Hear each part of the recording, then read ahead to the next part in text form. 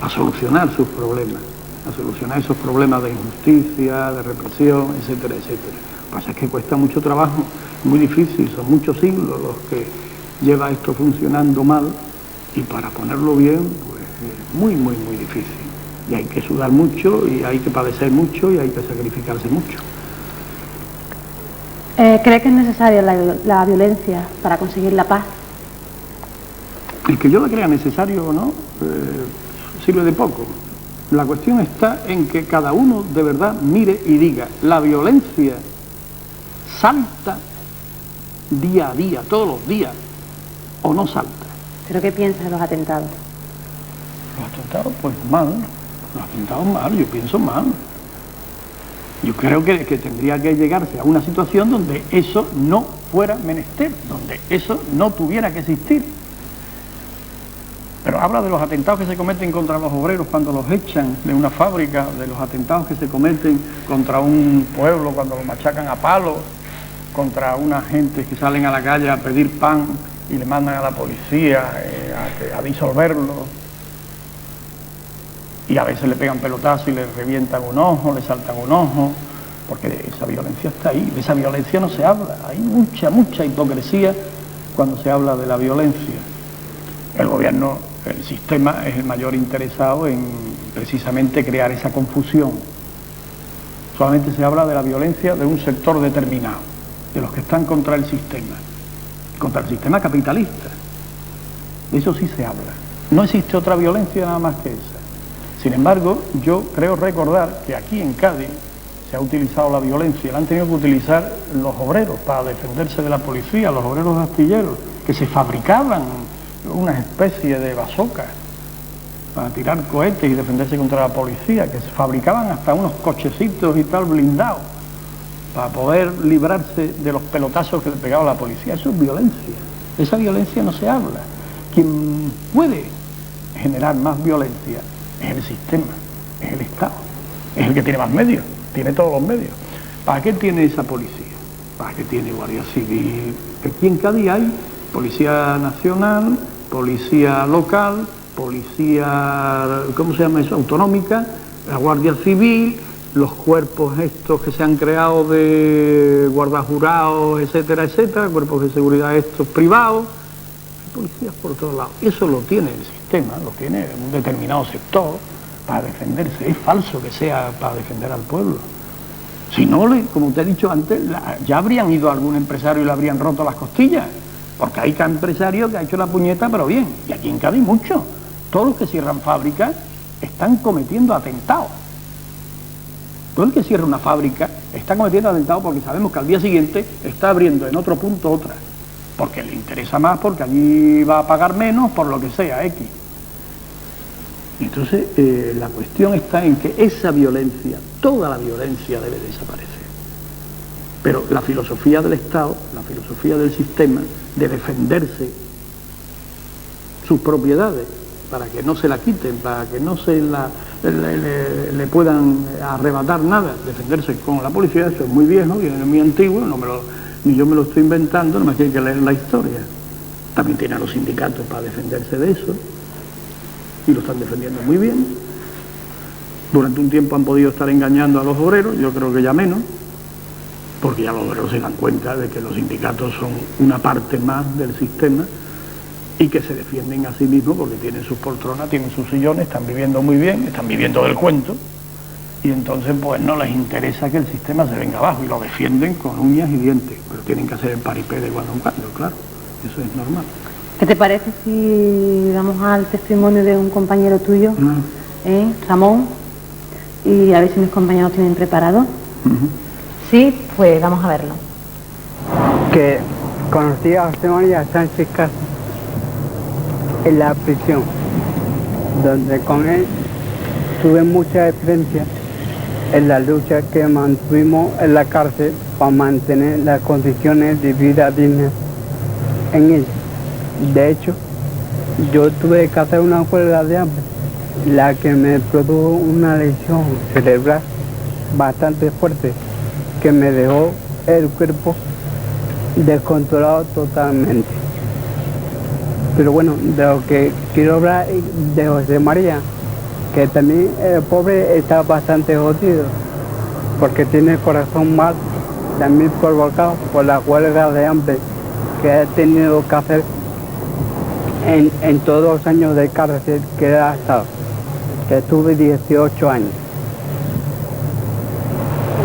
Os preguntaréis que mi estado físico es bastante lamentable y es un ejemplo de lo que hoy en día pasa en las cárceles del Estado español, que se les dice mucho que se defiende los derechos humanos, pero es totalmente falso, porque nosotros para mantener las condiciones de vida dignas en la cárcel hemos tenido que hacer muchas huelgas de hambre y mucha lucha para mantener mínimamente unas condiciones humanas que nos dejaran trabajar, que pudiésemos mantener nuestra idea política.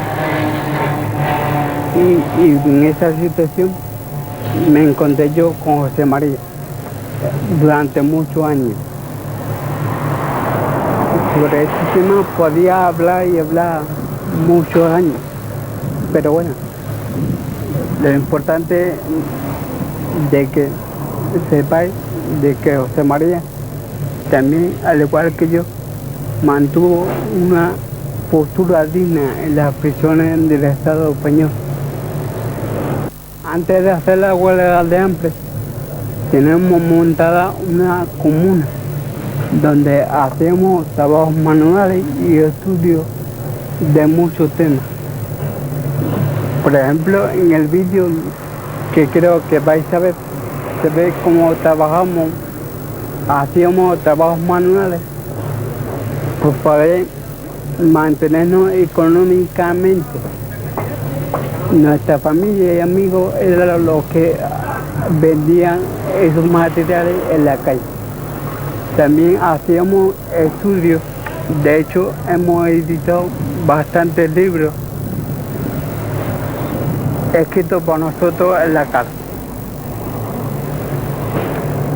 José María, una cosa que le caracteriza, por ejemplo, es su afición a la pintura y también al teatro, pero en la cárcel sobre todo hacía pintura de muchos estilos. En el vídeo también se verá algo de ese tema. Ramón, ¿qué tiempo has estado en la cárcel? Yo en total 10 años. 10 años. Y me echaron a la calle porque en la cárcel, como comprenderás, poco podía hacer, porque estaría como un vegetal, porque lo que más ha producido la huelga de hambre es una cosa crónica, que no tiene curación. Supongo que ha sido difícil, ¿no? Mantener y ser fuerte a la hora de hacer la huelga de hambre, lo habrás pasado muy mal, ¿no? Hombre, claro. La experiencia habrá sido fatal. Por ejemplo, una cosa que niegan, pero que han hecho con nosotros es la llamada alimentación forzosa. Que te inyectaban suero a la fuerza, amarrándote a la cama. Esa experiencia la podemos contar nosotros porque lo han hecho con todos nosotros. Para que te mantuviera vivo, claro. Sí, sí. De hecho, se llegó hasta 435 días. ¿Cuánto tiempo estuviste en la huelga de hambre? Yo estuve 3 meses. 3 meses, sin comer nada, Nada. a base de suero, Sí. No, sin nada. sin nada. Al final me pusieron el suero, pero a la fuerza. Ya, ya. Pero mis compañeros llegaron hasta año y medio. Que dirán cómo se mantiene una persona sin comer año y medio, metiéndose por las venas de todo. Impresionante. José María, ¿qué motivos llevaron a protagonizar la huelga de hambre? Pues lo que ha contado un poco Ramón y lo que yo antes también te apuntaba, mantener nuestra dignidad, querían arrancarnos nuestra dignidad, querían que no siguiéramos nuestros pensamientos, nuestras ideas, ¿No sois arrancándolas. capaces de morir por unas ideas? por la dignidad y por las ideas, sí, es por lo que en realidad merece la pena morir. Por otra cosa no, pero por eso yo creo que sí. Y en realidad hay una cuestión, la situación, tú comprendes que tiene que ser una situación muy jodida, a la que te llevan cuando tú decides ponerte en huelga de hambre sabiendo que puedes morir, como han muerto camaradas nuestros y otros, bueno, ya has visto en el vídeo, en lo que hemos visto ahí de Fonco, cómo ha quedado, han quedado gente, otros peor incluso. Hay por ahí un hombre que era ingeniero y ahora mismo está pues como un crío, como un bebé, no recuerda nada que ha pasado hace 5 minutos, a la familia no la reconoce, en fin, muy mal. Entonces la situación a la que tú te tienes que estar sometido, a la que tú te tienes que ver sometido para decidir dar ese paso, tiene que ser muy dura, si no, no lo haría. Entonces en aquel momento, cuando decidimos dar ese paso, es porque en la cárcel, vamos, el sistema, el gobierno se te echa tan encima, te quiere acogotar tanto, que utiliza los únicos medios que tiene. Allí dentro tiene muy pocos medios. O prenderle fuego a la celda, o tú coger y defenderte, pero puedes tirar al cuello de un carcelero, pero después se te echan encima y te van a apalear. También se ha hecho, también alguno lo ha hecho. Ya desesperado, sin tener más salida, pues se le ha tirado a golpes. Normalmente los que hemos recibido más golpes siempre hemos sido nosotros al final, pero bueno, hemos recibido golpes hasta en el cielo de la boca. ¿Qué representa para ti la muerte? Pues no sé, el final de la vida. Es una forma, no sé, estamos muriendo desde que nacemos. ¿Cómo no le tendrás miedo, claro? No, hombre, me gustaría vivir mucho más porque podría hacer más cosas. Después de la huelga de hambre, digo. Pero no, incluso la huelga de hambre, y es algo serio, porque yo en ese momento lo pensé sin dramatizar, sin nada extraordinario. Llegó un momento en la huelga de hambre en que estaba tan mal, la cosa era ya tan horrible, los dolores, los padecimientos, la angustia, y la todo. fuerza de voluntad, ¿no? Sí, eso es lo que te mantiene. Entonces llegó a tal punto en que yo pensé tranquilamente, fríamente, dije yo, si me muriera, pues ya acabaría esto, se terminaría, o sea, estaría ya tranquilo. Hasta ahí yo creo que no solamente he sido yo, sino que hemos sido todos los que lo hemos pensado. Era preferible, era lo mejor, era la salida, de que me dejen tranquilo, me dejen ya en paz.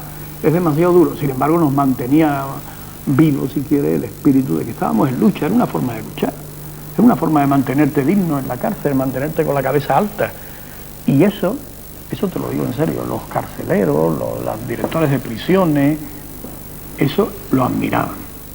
O sea, te lo reconocían, decían los tíos, joder, cuando estos tíos son capaces de hacer esto, pues, en fin, un respeto con ellos, ¿no? Eso lo han dicho, vamos, no te lo digo yo, eso me lo han dicho a mí ellos.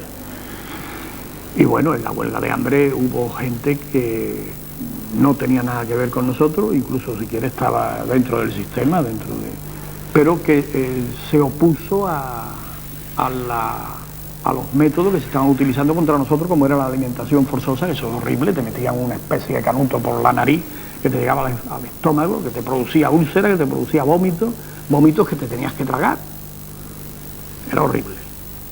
Que te metían una aguja y como tenían las venas como papel de fumar, estallaban y se formaba aquí un pan de sangre horrible, dolores, o sea, eso era la alimentación forzosa, porque la alimentación forzosa no era para salvarte la vida, la alimentación forzosa era para mantenerte vegetal, vivo, que no te muriera, porque si no ellos podían tener problemas, no quería que muriera nadie, así todo se le murió uno, o lo mataron, es una forma de matarlo.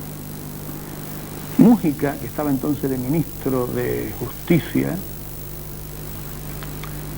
un día antes, muy inteligente él, dijo que la huelga de hambre era falsa, que todo el mundo estaba comiendo y que aquello no se podía mantener porque, en fin, estaba muy clarito. Él sabía muy bien lo que estaba ocurriendo, que se estaba esposando a la gente a la cama y que se le estaba inyectando suero a la fuerza.